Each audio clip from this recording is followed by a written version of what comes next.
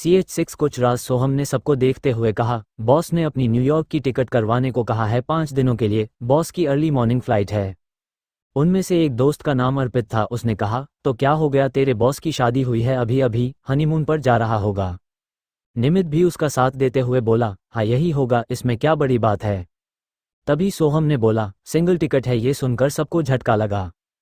तभी लवेश बोला, जिसके लंबे बाल थे, यार ये शैतान समझ से ही परे है। बताओ भला कोई अपने हनीमून पर जाता है अकेले, मैं तो कभी ऐसा न करूं। ये सब लवेश अपनी धुन में बोले जा रहा था। उससे ये नहीं पता था कि सब उसे बुरी तरह घूरे जा रहे हैं। जैसे कह रहे हो, तुमसे शादी करेगा कौन, जो तुम हनीमून के सपने देख रहे हो। लवेश ने जैसे उनकी नज़रों का हिडन मीनिंग समझ लिया हो और मुंह बनाकर कुछ बोलने ही वाला था कि सबको समक्ष आता दिखाई दिया। वो अभी शावर लेकर आया था, उसके बाल अभी भी गीले थे और उसके हाथों में वाइन की बोतल थी जो कि आधी खाली थी। समक्ष आकर हेड सोफे पर बैठ गया। उसे सीरियस एक्सप्रेशन के साथ देखकर सब सीरियस हो गए। समक्ष ने सोहम को देखकर कहा, अर्श को कॉल लगाओ और अर्जेंटली आने को कहो। ये सुनकर सब उसे कंफ्यूजन में देखने लगे, क्योंकि अर्श एक सीनियर डॉक्टर है जिसकी ज़रूरत उन्हें अपने खास लोगों के लिए पड़ती है। तो आज कौन बीमार है जिससे डॉक्टर अर्श की ज़रूरत पड़ गई। समक्ष उनके उलझन में चेहरे देखकर समझ गया वो सब क्या सोच रहे हैं। लेकिन समक्ष ने कोई जवाब नहीं दिया और लगातार अपनी वाइन पीता रहा। लवेश निमित को इशारा करके पूछ रहा था कि किसे क्या हुआ है। तो निमित ने अपनी गर्दन न में हिला दी, जैसे कह रहा हो मुझे क्या पता। तभी उन्हें डॉक्टर अर्श आते दिखाई दिए। डॉक्टर अर्श इन सब के उम्र के ही थे और इन सब के बहुत अच्छे दोस्त भी। अर्श को देखकर ही लग रहा था वो हॉस्पिटल से यहाँ आया है। अर्श का वाइट कोट उसके हाथ में था और एक बैग भी था। उसने आते ही सबको हेलो किया, फिर समक्ष से पूछा, आज हमें कैसे याद किया? फिर से किसी दुश्मन ने अटैक कर दिया है क्या, जिसके कारण से तुम्हें चोट लगी है? भगवान न करे ऐसा हो। समक्ष ने अर्श की सारी बातों को इग्नोर करके कहा, एक केस डिस्क करना था। तो अर्श ने बोला, हाँ बोलो। फिर समक्ष सीरियस होकर एक करके वन्या से मिलने से लेकर अब तक की सारी बातों को डिटेल में बताने लगेगा कि कैसे वन्या बेहोश हुई, कैसे वन्या सच्चाई स्वीकार नहीं कर पा रही, और सबसे महत्वपूर्ण डॉक्टर जोशी की बातें। उसके सब दोस्त भी वन्या के बारे इतना सब कुछ जानकर हैरान रह गए। अर्श ने सभी बातों को सुनकर मुस्कराते हुए कहा, पहले तो बधाई हो, आखिरकार तुमने शादी कर ली। फिर कुछ पल सोचकर बोला, ऐसा होता है कहीं केस में, लेकिन सभी में नहीं। मुझे वह अभी अर्श बोल ही रहा था कि उसे समक्ष की घूरती हुई नजरें खुद पर महसूस हुई, मानो समक्ष कह रहा हो, आइंदा वन्या का नाम अपनी जुबान पर मत लाना, वो तुम सबकी बॉस है तो उसे भाभी कहो, उसका नाम मैं ही ले सकता हूँ बस। जैसे उससे पसंद नहीं आया कोई उसके अलावा उसकी वन्या को वन्या बोले। हाँ वन्या उसकी थी अब कानूनी तौर पर, तो सारे हक भी उसके होंगे। लो जी, ये भाई साहब तो अभी से पॉसेसिव हो गए। अर्श ने तुरंत कहा, भाभी की हेल्थ बारे में कोई भी असम्पशंस बनाने से पहले मुझे भाभी की हालत देखनी होगी, उन्हें प्रॉपर चेक करना होगा, तभी मैं कुछ निश्चित तरीके से बोल सकता हूँ। फिर अर्श ने कुछ सोचने के बाद बोला, जैसा कि तुमने भाभी का कोमा में जाने के बारे में बताया, तो अगर 1% भी ऐसा हुआ तो हम साइकोलॉजी की मदद से उन्हें इन सब चीज़ों से बाहर ला सकते हैं। ऐसा संभव है? ये सुनकर समक्ष ने लंबी सांस ली, जैसे उसके दिल से एक बोझ उतर गया हो। समक्ष ने आंखें बंद करके कहा, कल जाकर वन्या का चेकअप कर लेना बिना किसी की नज़र में आए। ये सुनकर अर्श हाँ बोलकर चला गया। फिर सोहम से कहा, वन्या की सुरक्षा कड़ी रखना, कोई भूल बर्दाश्त नहीं होगी। मैं अगले 5 दिनों के लिए अपनी जिम्मेदारी तुम पर सौंप रहा हूँ। याद रखना, उसे कुछ नहीं होना चाहिए। तुम सब जानते हो मेरे लिए वो क्या मायने रखती है। ये सब समक्ष अपने दोस्तों की तरफ देखकर बोल रहा था। उसके दोस्तों ने कहा, लेकिन तू जा कहाँ रहा है भाभी को इस हाल में छोड़कर? समक्ष ने अपने कमरे की तरफ जाते हुए कहा, बुलावा आया है, जाना जरूरी है। ये सुनकर सब चुप हो गए और एक दूसरे को देखने लगे। तभी लवेश सबको देखकर बोला, अगर हम भाभी का ख्याल नहीं रख पाए तो निमित उसे देख हल्का हंसते हुए बोला, अपनी लंदन की टिकट करवा लेना। ये सुनकर लवेश मन में बुदबुदाया, ये भी उस शैतान के साथ कर शैतान बन गया है, वही धमकी देने लग गया है। इन सब के बाद एक नई सुबह आई, जहां कोई पुराने लम्हे जीने वाला था तो कोई आगे की सोचकर जाग रहा था। समक्ष अपने हेलीकॉप्टर में बैठा था। अभी सुबह की पहली किरण ही आई थी और समक्ष एकदम तैयार होकर न्यूयॉर्क के लिए निकल रहा था। आज समक्ष ने वाइट शर्ट, वेस्ट और ब्लैक सिंपल पैंट के साथ ओवरकोट कैरी किया हुआ था। आज समक्ष परफेक्ट बिजनेसमैन लुक में था। अगर वन्या उसे ऐसे देख लेती तो पक्का दिल हार जाती। समक्ष भी हेलीकॉप्टर में बैठ अपने लैपटॉप में वन्या की तस्वीरें देखते हुए बोला, जा रहा हूं तुमसे दूर ताकि तुम आराम करो और अपने हसीन पल जियो, क्योंकि जब मैं वापस आया तो हसीन पलों का पता नहीं, पर रोज का दिन तुम्हारे लिए शौक से कम नहीं होगा। हर दफ़ा तुम्हें कुछ ऐसा पता चलेगा जिसकी तुम कल्पना भी नहीं की होगी। समक्ष की बातों में कुछ गहरे राज, कुछ अनकही बातें थीं, जो कि वक्त के साथ सामने आएंगी।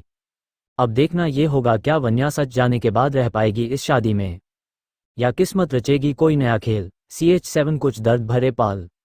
अर्श ने समक्ष के कहने के अकॉर्डिंग सुबह ही वन्या के कमरे में चला गया चेकअप के लिए। बाहर उसे किसी ने रोका भी नहीं, बस बाहर नरेंद्र जी कुर्सी पर बैठे थे और वो गहरी नींद में थे। उनके चेहरे को देखकर ही साफ पता चल रहा था कि वो कितने थके हुए हैं। आखिर हो भी क्यों न, रात भर वो अपनी बेटी की चिंता में यूं ही चेयर पर ही बैठे रहे हैं। नरेंद्र जी ने सबको तो घर भेज दिया, बस खुद नहीं जा गए। वैसे सही कहते हैं लोग कि एक पिता अपना प्यार जता जरूर सकता है पर कभी बता नहीं सकता। अर्श ने वन्या को देखकर कहा, वैसा समक्ष ने जीवन साथी बड़ा खूबसूरत खोजा है। फिर वन्या को देखकर ही बोला, भाभी आप जल्दी होश में आ जाओ, फिर अपनी जैसी कोई खूबसूरत दोस्त मेरे लिए भी ले आना। आखिरी में भी अब कुंवारा रहकर परेशान हो गया हूँ। लो जी ये डॉक्टर। अर्श तो चेकअप की जगह अपने रिश्ते की बात करने लग गए। सोचो यही बात समक्ष को पता चल जाए तो क्या डॉक्टर अर्श खुद का चेकअप करवाएंगे इसी अस्पताल में। वही वन्या अपनी नींद में वही पहुंच गई जहां से उसका सपना टूटा था। फ्लैशबैक, सिद्धार्थ गिरने ही वाला था कि उससे पहले एक लड़के ने उसका हाथ पकड़ लिया। उस लड़के ने कहा, संभल कर ब्रो। सिद्धार्थ मुस्कुराकर, थैंक यू हेल्प के लिए। रोमित वो लड़का प्लीज डोंट मेंशन, ये बोल वो चला गया। वही वन्या को सिद्धार्थ को ठीक देखकर जान में जान आए। वन्या के चेहरे को देखकर ही पता चल रहा था कि वो कितना डर गई थी।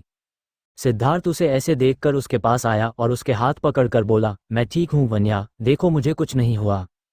वन्या जल्दी से अपने आप को नॉर्मल करके बोली, हाँ हाँ मुझे पता है, तुझे कभी कुछ नहीं हो सकता जब तक मैं हूँ तेरे साथ। सिद्धार्थ ये सुनकर बोला, अच्छा मेरी माँ, अब ये बता करनाल जा रही है ना तू।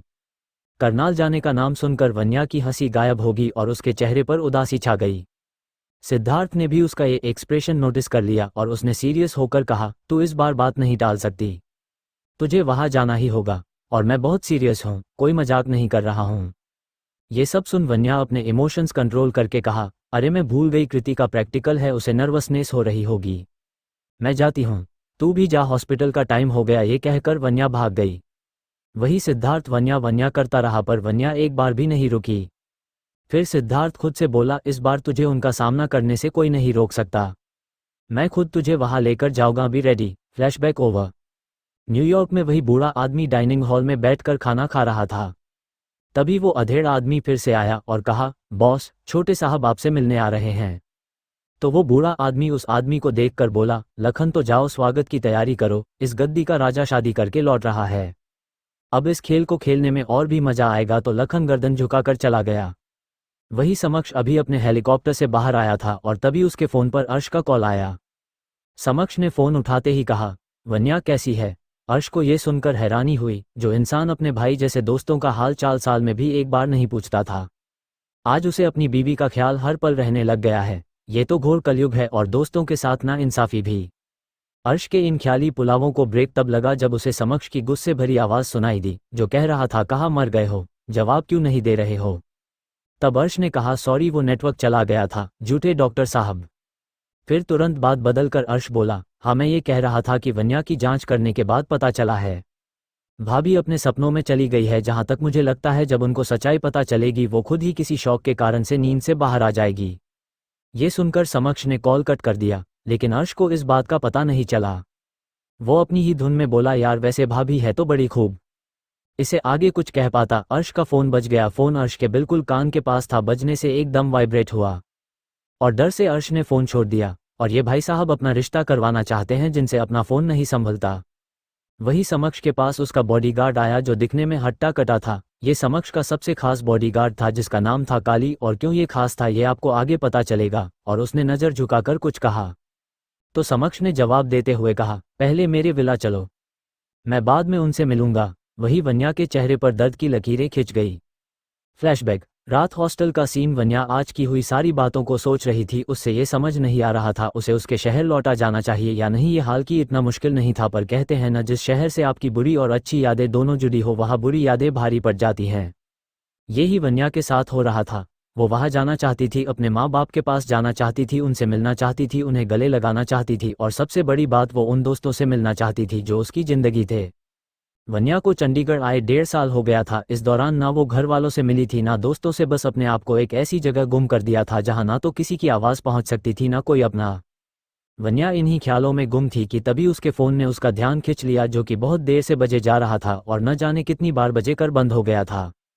उसने फ़ोन को देखा तो कहीं मिस कॉल थी उसकी मम्मी की और उसके दोस्तों की, और एक कॉल थी उस दोस्त की जिसकी बर्थडे पार्टी पर उसे जाना था। पहले उसने अपनी मम्मी को कॉल करा। वन्या की मम्मी सुमित्रा ने तुरंत फ़ोन उठा लिया। सुमित्रा जी, कहा थी इतनी देर से फ़ोन करे जा रही हूँ, तू ठीक है तो ना? वन्या, मॉम इतनी टेंशन क्यों ले रहे हो, मैं बिल्कुल ठीक हूँ और मैं वॉशरूम में थी इसलिए कॉल नहीं उठा पाए।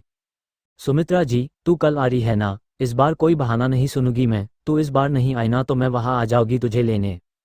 कल तू मुझे यहाँ चाहिए हर हाल में। वन्या ने उन सभी बातों को सुनकर फिर मुस्कुराहट के साथ कहा, जी माताश्री, मैं कल समझ पर आ जाऊंगी। फिर सुमित्रा जी ने मुस्कुराकर फ़ोन रख दिया। फ़ोन रखने के बाद वन्या की मुस्कान गायब हो गई। उसने कुछ गहराई से सोचकर कहा, लगता है एक बार फिर साजिश कर रहा है रब तुझसे मिलाने की। लेकिन इस बार देखते हैं कौन पहले साथ छोड़ता है। Flashback over. CH8 birthday party invitation. Vanya को नॉर्मल वार्ड में अब शिफ्ट कर दिया था। वन्या के पास एक नर्स रहती थी 24 घंटे और समक्ष ने भी अपने बॉडीगार्ड छोड़ रखे थे जो कि छुपकर नजर रख रहे थे। वन्या की फैमिली भी हॉस्पिटल में नहीं रुक सकती थी। वन्या के माँ बाबा वृद्ध थे और भाई दिल्ली में नौकरी कर रहा था। ऐसा नहीं था कि उसे वन्या की चिंता नहीं थी, वो रोज की डेली अपडेट ले रहा था, फैमिली से भी और डॉक्टर से भी। लेकिन वो अपना काम छोड़कर नहीं आ सकता था और अगर वन्या होश में होती तो वो किसी को भी अपनी वजह से परेशान नहीं होने देती। वैसे भी डॉक्टर्स ने कहा था वन्या को अभी होश नहीं आएगा, इसलिए वन्या के भाई देव ने नरेंद्र जी को भी घर पर रहने को बोल दिया, क्योंकि एक ही दिन में नरेंद्र जी की खुद की हालत खराब होने लगी थी कुर्सी पर बैठे रहने से। वही दर्शनी जी रुद्र को लेकर अपने गुरु जी के आश्रम चली गई थी वन्या की सलामती की दुआ के लिए। आखिर उन्होंने वन्या को बेटी कहा था तो वो उससे ऐसे दर्द में कैसे देख सकती थी। वही रात के समय न्यूयॉर्क में समक्ष एक बिजनेस पार्टी में था।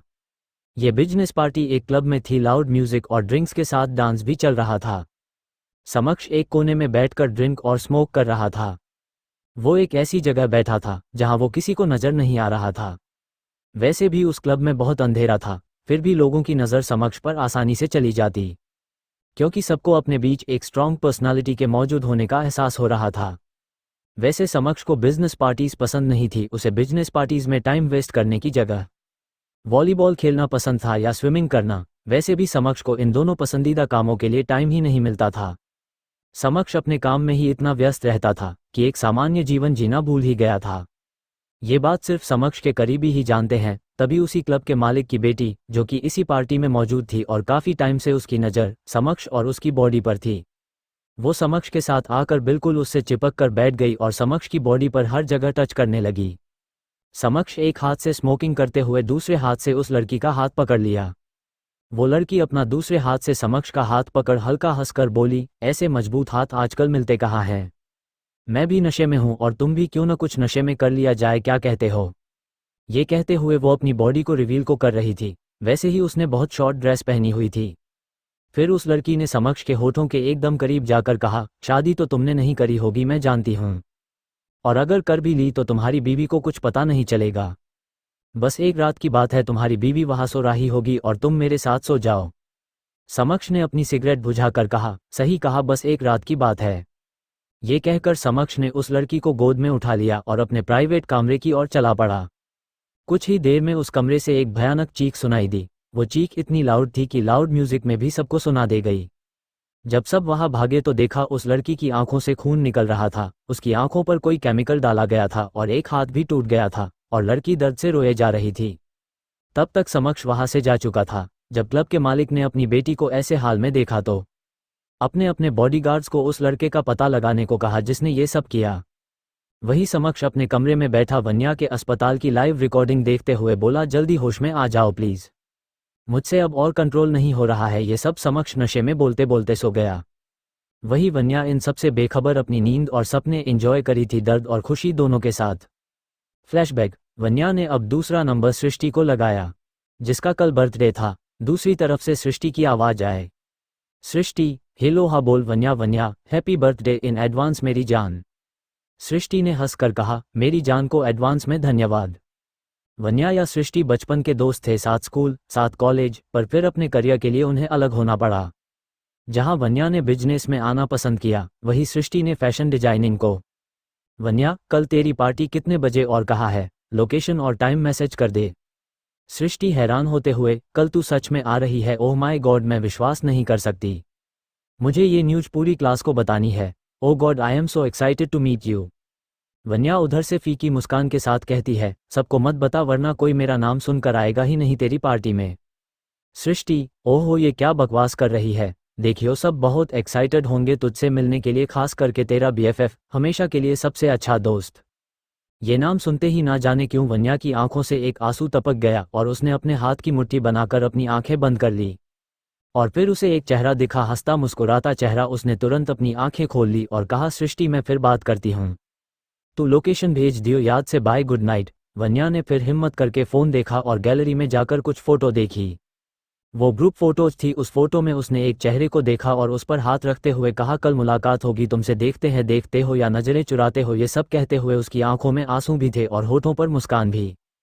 सुबह का वक्त, फ्लैशबैक में ही आज वन्या को सुबह से ही बहुत घबराहट हो रही थी, पर फिर भी सुबह से उसने अपने इमोशंस को कंट्रोल करके रखा हुआ था और जल्दी से रेडी होकर हॉस्टल से बाहर आ गई। बाहर उसका इंतजार सिद्धार्थ कर रहा था और वन्या ने आते ही सिद्धार्थ को घूरा। सिद्धार्थ ने थोड़ा ड्रामा करते हुए कहा, यार ऐसे मत घूर, मुझे डर लग रहा है। वन्या ने अपने गुस्से को कंट्रोल करते हुए कहा, तुझे क्या जरूरत है मेरे साथ जाने की, मैं अकेली चली जाऊंगी। सिद्धार्थ, ऐसे कैसे माने? सिद्धार्थ, वन्या की मम्मी को मॉम ही बुलाता है, मुझे खुद इनवाइट किया है स्पेशल, और वैसे ही तेरे दोस्तों से मिलना है और खुद को इंट्रोड्यूस करना है। आखिर हमने शादी करनी है एक दूसरे से और स्कूल वाला कोई दोस्त पटा कर ले गया तुझे तो मेरा क्या होगा? वन्या हल्का सा मुस्कुरा कर बोली, बाबा बन जाओ, बहुत स्कोप है उसमें। सिद्धार्थ, जंगली बिल्ली चुप कर वरना यही छोड़ जाऊंगा और आंटी को कहूंगा तू फिर नहीं आई मेरे साथ। इस बार वन्या ने उससे घूरने वाला लुक दिया। फिर सिद्धार्थ जल्दी से बोला, अब चल पहले पार्टी में पहुंचाता हूं फिर घर। वहीं दूसरी तरफ सृष्टि के पास उसके एक दोस्त का फोन आया। सृष्टि ने फोन उठाया। उधर से आवाज आई, hello happy birthday Srishti, thank you. फिर उधर से एक लड़के की आवाज आई, यार आज मैं आ नहीं पाऊंगा, मेरा मन नहीं है। सृष्टि, नहीं लक्ष्य, तुम्हें आना ही है, सब आ रहे हैं and I want you also. लक्ष्य, सब मतलब? वह लक्ष्य कहते कहते रुक गया, लेकिन सृष्टि समझ गई वो क्या कहना चाहता है, तो सृष्टि ने कहा, हाँ वो भी। ये सुनते ही लक्ष्य के दिल की धड़कन बढ़ गई और उसने फ़ोन कॉल कट करके जल्दी से दिल पर हाथ रखकर कहा, प्लीज़ जल्दी आना, मैं और इंतज़ार नहीं कर पाऊंगा प्लीज़। बोलते हुए उसका दिल भर आया। CH9 गर्लफ्रेंड बॉयफ्रेंड, वही सुबह वन्या से मिलने उसके सभी दोस्त आए थे। सृष्टि उसके पास बैठकर उसका हाथ पकड़कर बोली, यार वन्या उठना, तूने कहा था ना मेरी शादी में सबसे ज़्यादा खुश तू होगी, सबसे ज़्यादा डांस तू करेगी, देख मेरी शादी हो रही है, प्लीज़ उठना। ये सब बोलते बोलते उसकी आंखें नम हो गई और सभी दोस्तों की भी आंखें नम हो गई थी। भले ही वो लोग डेली वन्या से नहीं मिल पाते थे और काफ़ी लंबे समय से उसे दूर भी थे, लेकिन वो उनकी दोस्त थी, एक ऐसी दोस्त जो हर वक्त हर मुसीबत के पलों में उनके साथ खड़ी रही है। इनमें से ऐसा कोई दोस्त नहीं था जिसकी कभी मदद वन्या ने न करी हो। ऐसी ही है हमारी वन्या, अपने दिल के करीब लोगों के लिए खुशी खुशी जान भी दे सकती है। तभी एक दोस्त ने माहौल हल्का करने के लिए कहा, अरे क्या सेठी हो गए हो सब? देखो वन्या अभी नींद में आराम कर रही है, वैसे तो कोई उससे आराम करने नहीं देता, तो अब करने दो उसे आराम। एक बार जाग गई ना तो फिर सबकी टेंशन अपने सर ले लेगी, सबकी समस्याओं के समाधान देने लगेंगी। ये सुन सब हल्का सा मुस्कुरा दिए। तभी नज़ आ गई, उसने उन सब को देखकर कहा, आप जा सकते हैं, अब मरीज को आराम करने दीजिए। ये सुन सब एक नज़र वन्या को देखकर चले गए। 2 मिनट बाद ही लक्ष्य अंदर आया। उसकी आंखों में आंसू थे जिन्हें वो बहुत देर से रोक रहा था। उसे देख नज़ ने कुछ कहना चाहा, उससे पहले ही लक्ष्य बोला, बस 2 मिनट प्लीज़। ये सुनकर नज़ बाहर चली गई। लक्ष्य वन्या का हाथ पकड़कर बोला, तुम चाहती थी ना मैं मूव ऑन कर जाओ, तो कर जाऊंगा मूव ऑन, बस एक बार उठकर मुझे माफ़ करके गले लगा ले, बस एक बार, मैं वादा करता हूँ फिर कभी मैं तुम्हारे सामने नहीं आऊँगा। ये सब बोलते हुए लक्ष्य रो पड़ा। तुम्हें बहुत भरोसा है न तुम्हारे रब पर, उन्हीं के पास जा रहा हूँ और तब तक वही रहूँगा जब तुम ठीक नहीं हो जाती। वैसे भी तुम्हारा एहसान है मुझ पर मेरी जान बचने का, अब गुस्सा होकर लड़ना मत मुझसे कि एहसान चुका रहा हूँ। नहीं, इतना महान नहीं हूँ मैं, बस जिसने मेरी जान बचाई, जो मेरे लिए सबसे लड़ी, उसकी सलामती मांगने जा रहा हूँ। इसके बाद लक्ष्य चला गया। वही समक्ष अपनी बिजनेस मीटिंग में था और कॉन्फ्रेंस के जरिए उसके सभी दोस्त भी इस मीटिंग में मौजूद थे। मीटिंग के खत्म होते ही जीवन, इसी ग्रुप का एक दोस्त, समक्ष से पूछा, तू वापस कब आ रहा है? समक्ष ने जवाब दिया, जब तक यहाँ का काम खत्म नहीं हो जाता। फिर जीवन ने कहा, और भाभी का क्या? समक्ष ने एक्सप्रेशन लेस होकर कहा, उसे होश में आने में वक्त लगेगा। फिर अर्पित बोला, और उसके बाद समक्ष, जो तय हुआ है वही होगा। फिर अरहान बोला, पर भाभी की हालत अभी वैसी नहीं है, उन्हें प्रॉपर रेस्ट की ज़रूरत है, प्रॉपर ट्रीटमेंट की भी, और जो तूने सोचा है उसमें भाभी का प्रॉपर ट्रीटमेंट तो छोड़, प्रॉपर रेस्ट भी नहीं मिलेगा। उनकी हेल्थ के साथ रिस्क नहीं ले सकते। समक्ष ने अपना सर पीछे करते हुए कहा, उसे मजबूत बनाने का यही तरीका है। जिस जगह मैं हूँ वहाँ कमज़ोर लोगों की ज़रूरत नहीं है। ये सुनकर सब चुप हो गए। वही वन्या अपने सपनों में एक कदम और आगे बढ़ गई। फ्लैशबैक, वही करनाल में सब पार्टी की व्यवस्था हो गई थी, बस अब इंतजार था तो बस वन्या का। वही कार में सिद्धार्थ ने वन्या से पूछा, सब संभल लेगी ना? और कोई भी समस्या हो तो बस एक कॉल कर दियो, मैं तुम्हारे साथ रहूँगा। ये सब कहते हुए सिद्धार्थ बड़ा गंभीर लग रहा था, क्योंकि आमतौर पर वो इतना गंभीर होता नहीं है। वन्या ने उसके हाथ पर अपना हाथ रख कर कहा, चिंता मत करो, मैं सब संभाल लूँगी। इतना मजबूत बना दिया तुमने मुझे, और तुम पर सबसे ज़्यादा भरोसा है मुझे। इतने में ही वन्या का फ़ोन बज उठा। वन्या ने कॉल रिसीव करते हुए कहा, हाँ सृष्टि बोल। सृष्टि ने कहा, कहाँ पहुंची यार तू? मैं वेट कर रही हूँ कब से। वन्या जवाब दे पाती उससे पहले ही उसने कहा, सृष्टि 2 मिनट होल्ड कर। और सिद्धार्थ को गुस्से में कहा, यार क्या है, मेरे बालों को क्यों खींची जा रहा है? ढंग से ड्राइव कर लेना, मैंने दोस्तों से मिलने जाना है, स्वर्ग में नहीं। ये वन्या ने इसलिए कहा क्योंकि सिद्धार्थ लगातार उसके बाल खींचकर उसे छेड़ रहा था ताकि वो नर्वस ना हो। सिद्धार्थ, वो सब तो ठीक, ये बता तुझे स्वर्ग में जगह मिल जाएगी? सिद्धार्थ की हंसी की आवाज़ के साथ एक और हंसने की आवाज़ आई जो कि फ़ोन से आ रही थी। वन्या ने फ़ोन होल्ड करने की जगह स्पीकर पर कर दिया था गलती से। वन्या ने गुस्से में दोनों से कहा, अगर तुम लोगों की हंसी बंद नहीं हुई ना तो तुझे चलती गाड़ी से बाहर फेंकोगी। ये सब उसने सिद्धार्थ को देखकर बोला। फिर फ़ोन को देखकर कहा, बस 5 मिनट में आया कर बताती हूँ तुझे। फाइनली वन्या करनाल पहुंच गई थी। उसने कार से निकलने से पहले एक गहरी सांस ली, जैसे अपने आप को हिम्मत दे रही हो। वन्या को हिम्मत तो चाहिए ही थी, आखिरी इतने टाइम बाद वो सबको फेस करने जा रही थी। वन्या कार से निकली और आगे बढ़ गई। वन्या को दूर से ही एक ग्रुप दिख रहा था और उस ग्रुप के लोग उसे देख रहे थे। ये पार्टी हॉल ओपन था, एक ओपन प्लेग्राउंड जैसा दिखाई पड़ रहा था, जिसको ज़्यादा सजावट की ज़रूरत नहीं थी। वो अपने आप को ही खूबसूरत बना रहा था ताजे फूल पत्तों से। सृष्टि जहाँ खड़ी थी उसका ध्यान वन्या पर ही था, तभी उसे कुछ आवाज़ आए, जो कि उसी के एक दोस्त की थी, जो कह रहा था, यार ये हॉटी कौन है? सृष्टि सुनकर मुस्कुराई और उसने भरे गले से कहा, वन्या। वन्या का नाम सुनकर वहां जितने भी मौजूद थे सबके मुंह खुले के खुले रह गए। उन्होंने लाइफ में इमेजिन नहीं किया था कि वन्या ऐसी दिखेगी कभी। इतनी स्मार्ट, आत्मविश्वासी और सुंदर। वन्या जब इनके साथ पढ़ती थी तो बहुत अलग थी, चुपचाप रहने वाली, ज़्यादा किसी से बात ना करने वाली, एक ओवरवेट लड़की। इन सब के बावजूद वन्या आसानी से नजर आने वाली पर्सनैलिटी कैरी करती थी। लेकिन अब वन्या न तो चुपचाप रहती थी, ना अब वो ओवरवेट थी। अब उसे देखकर लोग शायद उसे अंडरवेट कहेंगे। वन्या चलकर सबके पास आई, तभी सृष्टि रोते हुए अपने घुटनों पर बैठ गई। वन्या ये देख भाग कर आई और सृष्टि को अपने गले से लगा लिया। सृष्टि उसके गले से लगकर और जोर से रोने लगेगी। वन्या उसे संभालते हुए खुद के हल्के हल्के आंसू पोंछते हुए बोली, यार ये क्या, ऐसे स्वागत कौन करता है? इतने समय बाद आई हूँ, सोचा थोड़ा पप्पी झप्पी देगी, तू तो रोने लगी। और तुझे पता है बर्थडे गर्ल को रोना नहीं चाहिए आज के दिन। ये सुन सृष्टि ने उसे और कस के गले लगा लिया। वन्या फिर बोली, इसीलिए बुलाया था, ताकि तू रोए, इससे बढ़िया मैं आती ही नहीं। और सुन ले, अब भी तू चुप नहीं हुई ना तो मैं रोने लग जाऊंगी, फिर मुझे कोई चुप नहीं कर पाएगा। सोच समझ कर रिस्क ले। ये सुनकर सृष्टि उसे हल्का पंच करके बोली, तू आज भी नहीं बदली यार। फिर वन्या ने कहा, और न बदलूंगी। वन्या ने सृष्टि को कुर्सी पर बिठाया और उसके आंसू पोंछने लगी। तब किसी ने वन्या को कंधे से खींचा। वन्या एकदम से पलट गई। देखा तो वो सिद्धार्थ था, जो टिश्यू से उसके आंसू पोंछ रहा था। वही बाकी दोस्त ये सीन देखकर शॉक हो गए, क्योंकि वन्या इतने क्लोज किसी इंसान के नहीं थी, सिर्फ एक को छोड़कर। वही वन्या ने सिद्धार्थ को देखा, फिर कर कहा, तू गया नहीं अभी तक? तो सिद्धार्थ बोला, कैसी गर्लफ्रेंड है तू, अपने बॉयफ्रेंड को भगाने में लगी रहती है। मैं तेरी जान से प्यारी दोस्त को विश करने आ रहा था, पर फिर तुझे रोता देखा तो और जल्दी आ गया। ये सब कहकर उसने दांत दिखा दिया। वन्या ने उसे इग्नोर करके बाकी दोस्तों को देखा तो हैरान रह गए। CH10 रियूनियन, सभी दोस्तों के मुंह खुले थे। तब वन्या ने कहा, अरे मुंह बंद कर लो, बहुत बुरे दिख रहे हो सब। वही सिद्धार्थ बोला, लेकिन मैं तुम सबसे स्मार्ट लग रहा हूं क्योंकि मेरा मुंह बंद है। फिर सिद्धार्थ सृष्टि की तरफ देखकर बोला, हैप्पी बर्थडे मेरी गर्लफ्रेंड की दोस्त। सृष्टि ने भी वैसे ही जवाब दिया, थैंक यू मेरी बेस्ट फ्रेंड के बॉयफ्रेंड। सिद्धार्थ हंसकर बोला, लगता है आपकी और मेरी खूब जमेगी। सृष्टि कुछ बोलती उसे पहले ही वन्या बोली, हाँ दोनों बेवकूफ़ जो हो। सिद्धार्थ मुंह बनाकर बोला, सृष्टि इसे इग्नोर कर, ये जलती है मेरे लुक से। तो वन्या बोली, सिद्धार्थ से जा निकल, फिर मम्मा प्रतीक्षा कर रही होगी और हाँ जाते ही खाना खा लियो। तो सिद्धार्थ बोला, नहीं साथ में ही चलेंगे, तब तक मैं अपने दोस्त से मिलकर आया, आज ही करनाल आया है वो। तो वन्या बोली, तेरा कौन सा दोस्त है करनाल में? तो सिद्धार्थ बोला, करनाल से नहीं है पर किसी काम की वजह से आया है, जल्दी ही मिलवाऊंगा तुझे उससे। वही वन्या सिद्धार्थ के जाने के बाद सबसे मिली तो एक दोस्त ने पूछा, वन्या से तू इतनी बदल क्यों गई है? तो वन्या ने मुस्कान के साथ कहा, क्योंकि सब बदल गए थे, मुझे लगा अब मेरी बारी है।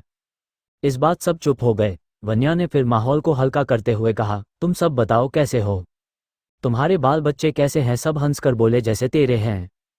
तो वन्या बोली, मेरे बाल है पर बच्चे नहीं। तभी सारे बोले एक ही टोन में, सेम पिंच।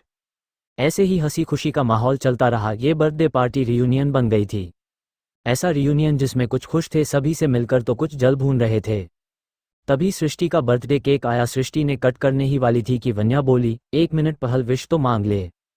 तो सृष्टि ने कहा, क्या मांगू यार, तू मिल गई तो सब मिल गया। वन्या ने उसे गले लगाकर कहा, चल चल इमोशनल ना कर, मैं विश मांगती हूँ तेरे बदले। वन्या आंखें बंद करके स्माइल करते हुए कहा, रब्बा तुम सबको दुनिया की सारी खुशियां दे। तो गौरांश बोला, ये क्या बर्थडे सृष्टि का है, विश उसके लिए मांग। तो वन्या बोली, तो क्या हो गया, उसकी खुशियां तुम सबसे से है तो तुम खुश हो तो वो खुश। फिर सृष्टि ने कहा, और अपने लिए क्या मांगा, अपनों की बलाए। वन्या हंसकर बोली। ये सुनकर लक्ष्य ने धीरे से खोए हुए अंदाज में कहा, कितनी खूबसूरत बला है। फिर सृष्टि ने केक कट किया और सबने उसके ऊपर हमला बोल दिया केक से। सृष्टि भाग रही थी पर फिर भी सबने पकड़कर उसे केक से रंग दिया। अब सब केक मस्ती करने के बाद पहुंच गए अपने आप को साफ करने। इन सब में वन्या के गालों पर बस हल्का केक लगा था, इसलिए उसने आखिरी में जाने का सोचा। वन्या पानी से मुंह धो ही रही थी, किसी ने एक मग पानी का उसके मुंह पर उड़ेल दिया। ऐसा करने से वन्या के लंबे बाल भी हल्के थोड़े भीग गए। जब वन्या ने आंखें खोलकर देखा तो वहीं पर उसके दोस्त तरुण, मंजीत और लक्ष्य थे। वन्या ने घूरते हुए कहा, सुधर जाओ, खामखा बाल गिले कर दिए। तभी तरुण बोला, अरे हम तो चेक कर रहे हैं कहीं नकली तो नहीं है, वरना तेरे इतने लंबे बाल हो ही नहीं सकते। तभी मंजीत बोला, और ये भी कि कितना मेकअप कर रखा है। इस पर वन्या ने एक बाल्टी लेकर तीनों पर पानी फेंक दिया। तीनों भीग गए। फिर वन्या अकड़ कर बोली, आइंदा शक मत करना मुझ पर। ये कहकर वन्या चली गई। वो तीनों मुंह खोल देखते रहे। वन्या कुछ भी थी लेकिन इतनी डेयरिंग नहीं थी। वही वन्या उन तीनों को शौक में छोड़कर बालों को साफ करते हुए बाहर आए। हाल में तभी उसका फोन बजने लगा। फोन पर रुद्र नाम शो हो रहा था। वन्या ने कॉल पिक करके कहा, हाँ बोल रुद्र।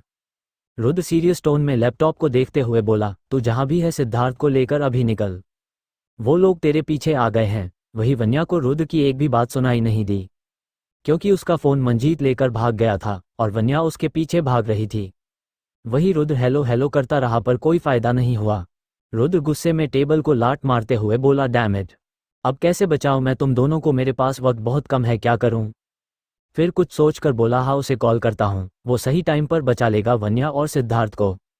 रुद्र ने एक नंबर पर मैसेज छोड़ते हुए कहा, वन्या और सिद्धार्थ की जान को खतरा है, जल्दी बचाओ। वही करनाल में मंजीत और वन्या की मस्ती खत्म हो गई थी।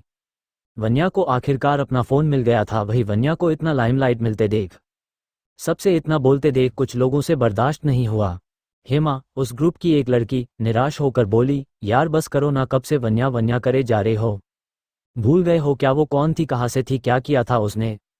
हेमा को ये बोलते देख 2-3 दोस्त और उसके सपोर्ट में उतरे और वन्या के बारे में बोलने लगे, जिनको वन्या का यहाँ आना अखर रहा था। तभी सृष्टि बोली, बस करो, क्या बकवास करे हो, वन्या हम सबकी दोस्त है, जिसने बहुत कुछ किया है हमारे लिए। तो लक्ष्य भी बोला, हाँ पता है कितना किया है, मैं भी यही कहता हूँ, वो यहाँ आई ही क्यों? अपने आप को ऊंचा दिखाने के लिए, और हमें नीचे नहीं चाहिए, हमें अब वो नहीं चाहिए। वही वन्या जो अपना फोन लेकर स्विच ऑन, मंजीत ने वन्या का फोन स्विच ऑफ कर दिया था, कर रही थी और रुद्र को कॉल कर रही थी, पर रुद्र का नंबर लग नहीं रहा था। वन्या स्माइल करते हुए वापस आए और उसे ये सब सुनने को मिला। वन्या के लिए यहाँ आना आसान नहीं था। उसे कहीं ना कहीं इन सब का अंदाज हो गया था कि ऐसा ही कुछ होगा, पर दिल में एक हल्की सी उम्मीद थी कि शायद ऐसा नहीं होगा। वन्या ने सोचा था उसे उसके दोस्त इतने समय बाद हंसकर गले लगा लोगों बिना कोई गिले शिकवे के, लेकिन जो सोचा जाए वो होता कहा है। एक दो को छोड़कर सब उसके खिलाफ थे। तभी वन्या के फोन में रुद्र का मैसेज आया। उसने सामने देखा सिद्धार्थ आ रहा था और वन्या अपने आंसू पोंछकर भागी सिद्धार्थ की तरफ। तभी एक गोली चलने की आवाज आई और सब कुछ शांत हो गया, जैसे वहां कुछ हुआ ही ना हो।